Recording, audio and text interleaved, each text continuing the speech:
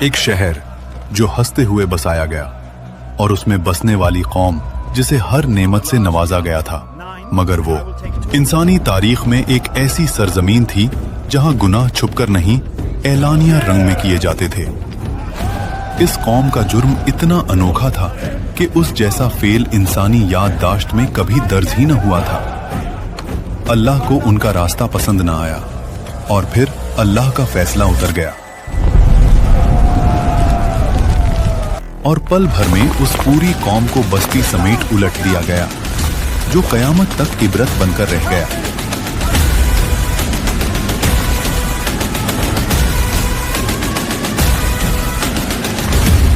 Jordan اور Palestine کے درمیان دو مشہور شہر واقع تھے، سادوم اور گمورہ۔ سادوم ایک ایسا شہر تھا جہاں زمین میں چشمے اور باغیچے دونوں موجود تھے۔ فصلیں اتنی مضبوط کہ لوگوں کو کبھی اندازہ ہی نہیں ہوا کہ یہ زمین بھی انکار سن سکتی ہے۔ کھجوروں کے گچھے نرم تھے، پھل بھرے ہوئے تھے اور زمین کے پانی میں مٹھاس تھی، لیکن ان کے دل۔ حضرت لوط علیہ السلام اللہ کے ایک برگزیدہ نبی تھے۔ آپ کے والد کا نام ہاران تھا جو تاریخ کے بیٹے تھے۔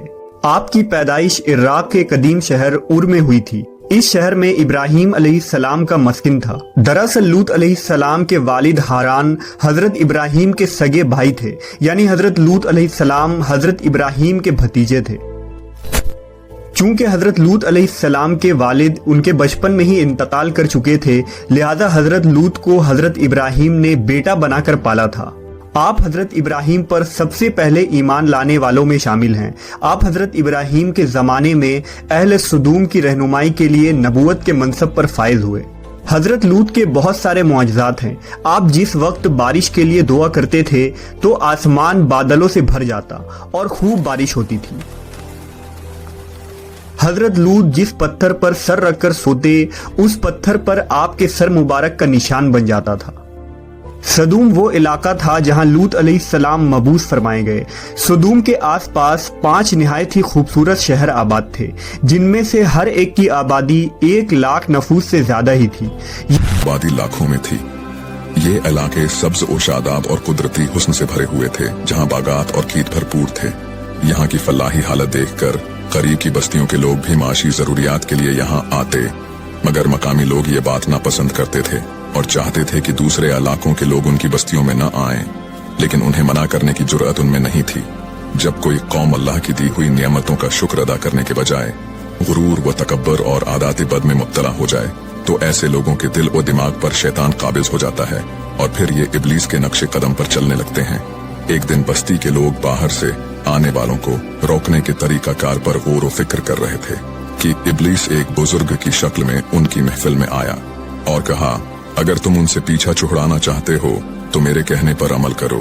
اجنبی بزرگ کی یہ بات سب نے نہایت توجہ سے سنی اور طریقہ بتانے پر ضد کی۔ ابلیس نے کہا کہ کل بتاؤں گا۔ دوسرے دن وہ ایک خوبصورت نوعمر لڑکے کے بھیس میں آیا اور انہیں اپنی عورتوں کے بجائے مردوں کے ساتھ فعل بد کرنا سکھایا۔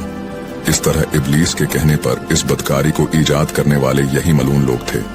انہوں نے شیطان کے کہنے پر ایک ایسا گناہ ایجاد کیا جس کا اولاد آدم میں اس سے پہلے کسی کو خیال تک نہیں آیا تھا۔ یہی وہ وقت تھا کہ جب اللہ تعالیٰ نے حضرت لوط علیہ السلام کو نبی بنا کر اس قوم کی اصلاح کے لیے بھیجا تھا، یعنی ابراہیم علیہ السلام اور لوط علیہ السلام اللہ کی رہنمائی میں شام کے قدیم شہروں میں آئے۔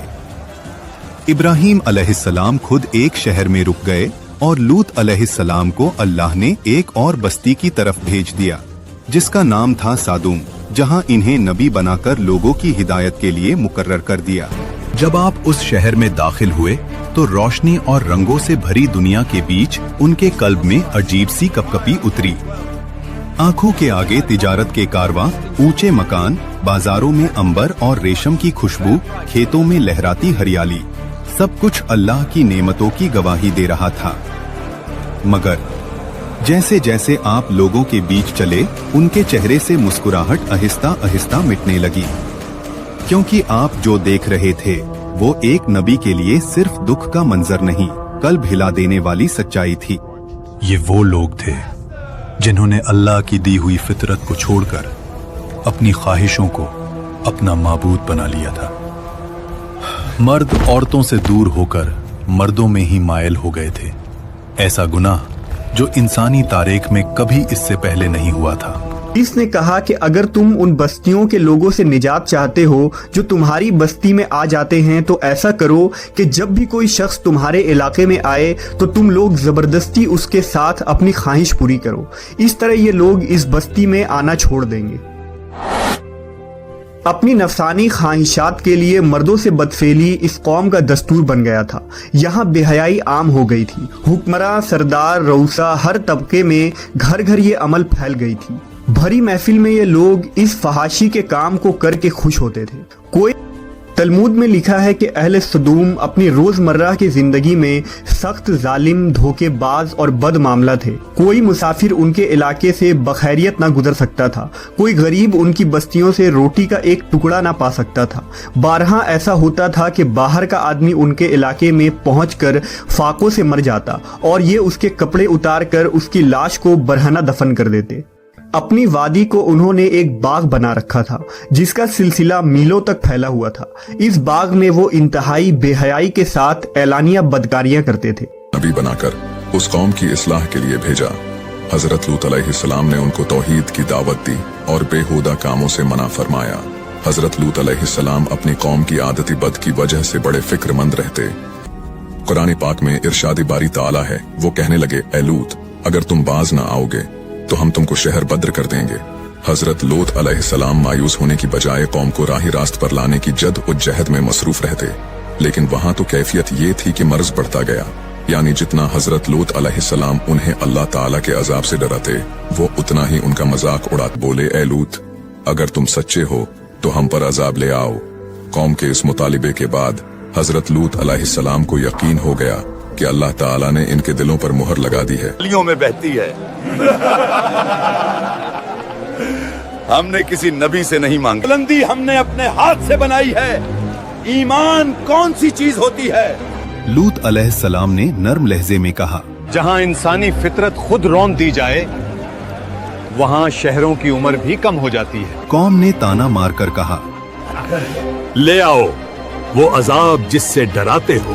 रब, इस फासिदी कौम के खिलाफ मेरी मदद फरमा।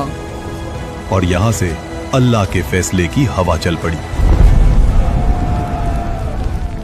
एक रोज अल्लाह के फरिश्ते इंसानी सूरत में हजरत इब्राहीम अलैहिस्सलाम के पास मेहमान बनकर आए।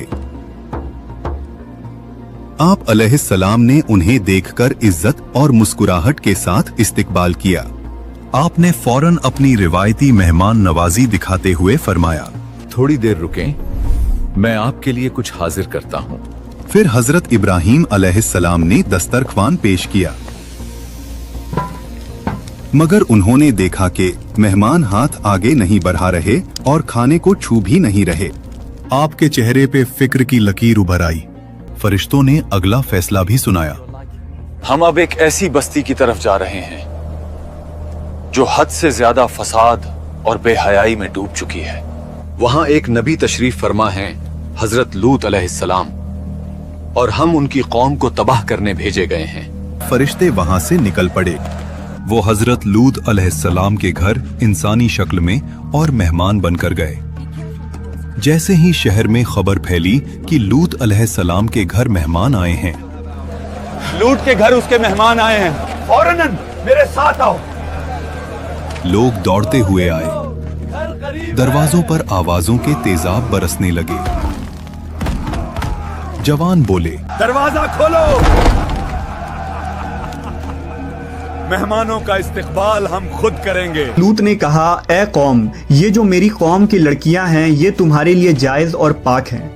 अल्लाह से डरो और मुझे मेरे मेहमानों के सामने रुस्वा ना करो। क्या तुम में से कोई भी शाइस्ता आदमी नहीं? हजरत लूत की बात सुनकर वो लोग बोले, तुम बखूबी वाकिफ हो कि हमें तुम्हारी बेटियों से कोई हाजत नहीं और जो हमारी असल चाहत है उससे तुम बखूबी वाकिफ हो। कौम लूत के इस बेशर्माना जवाब से अंदाज़ा लगाया जा सकता है कि वो फेल बद में किस हद तक मुब्तला हो चुके थे।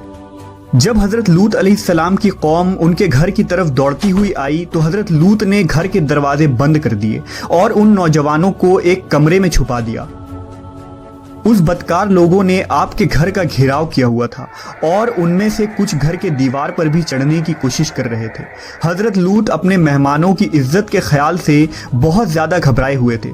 फरिश्ते ये सब मंजर देख रहे थे। जब उन्होंने हजरत लूत अलैहिस्सलाम की बेबसी और परेशानी का ये आलम देखा तो हकीकत से पर्दा उठाते हुए यूं फरमाया, ऐ लूत, हम तुम्हारे रब के भेजे हुए फरिश्ते हैं।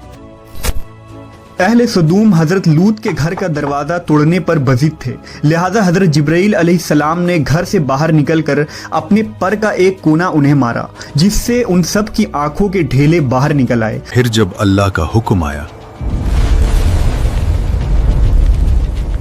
जमीन लरजने लगी, घर पलटने लगे और आसमान से निशानदार पत्थर गिरने लगे। हर पत्थर अपना पता, अपना निशाना, अपना मुजरिम लेकर आया था। में इरशाद है, और उन्होंने लूत अलैहिस्सलाम से उनके मेहमानों को लेना चाहा तो हमने उनकी आंखें अंधी कर दी। अभी सुबह का आगाज ही हुआ था कि अल्लाह ताला के हुक्म से हजरत जब्राइल अलैहिस्सलाम ने बस्ती को अपने पर से उखेड़ा और फिर अपने बाजू पर रखकर आसमान पर चढ़ गए, हत्ता कि आसमान वालों ने बस्ती के कुत्तों के भौंकने और मुर्गों के बोलने की आवाजें सुनी। फिर उस बस्ती को जमीन पर दे मारा, जिसके बाद उन पर पत्थरों की बारिश हुई। हर पत्थर पर मरने वाले का नाम लिखा हुआ था। जब ये पत्थर उनको लगते तो सिर पाश पाश हो जाते। सुबह सवेरे शुरू होने वाला ये अजाब इशराक तक पूरी बस्ती को नीस्त नाबूद कर चुका था। लूत की उन खूबसूरत बस्तियों को अल्लाह ने एक इंतहाई बदबूदार और सयाह झील में तब्दील कर दिया, जिसके पानी से रहती दुनिया तक कोई फायदा नहीं उठाया जा सकता। समुंदर के इस खास हिस्से में कोई जानदार, मछली, मेढक वगैरह जिंदा नहीं रह सकते, इसलिए इसे डेड सी यानी बहरे मुर्दार कहा जाता है, जो इसराइल और उर्दून के दरमियान वाक़ है। माहरीन आसार ने 10 सालों की तहकीक और जुस्तजू के बाद उस तबाहशुदा शहर को दरियाफ्त किया था। तहकीकात से पता चला था कि उस शहर में जिंदगी बिल्कुल खत्म हो चुकी है। इस शहर के रास्ते और खंडरात को देखकर आर्कियोलॉजिस्ट ने यह अंदाजा लगाया कि जब यह शहर तबाह हुआ तो उस वक्त लोग रोजमर्रा के मामूलात के कामों में मशगूल थे और यहाँ जिंदगी अचानक खत्म हो गई थी। अहले सदूम जिन्हें पत्थर बना दिया गया था, उनके बुत अभी तक बहरे मुर्दार के पास मौजूद हैं, जो ता क़यामत लोगों के लिए एक इबरत है। आज यूरोपीय ममालिक में इंसानी आज़ादी के नाम पर इस बदकारी की इजाज़त दी जाती है और इस फहश अमल को फ़ख्र समझा जाता है, मगर हकीकत ये है कि हमजिन्स परस्ती बिल्कुल फितरत के ख़िलाफ़ है, जिससे इंसानी मुआशरा तबाह और बर्बाद हो जाता है।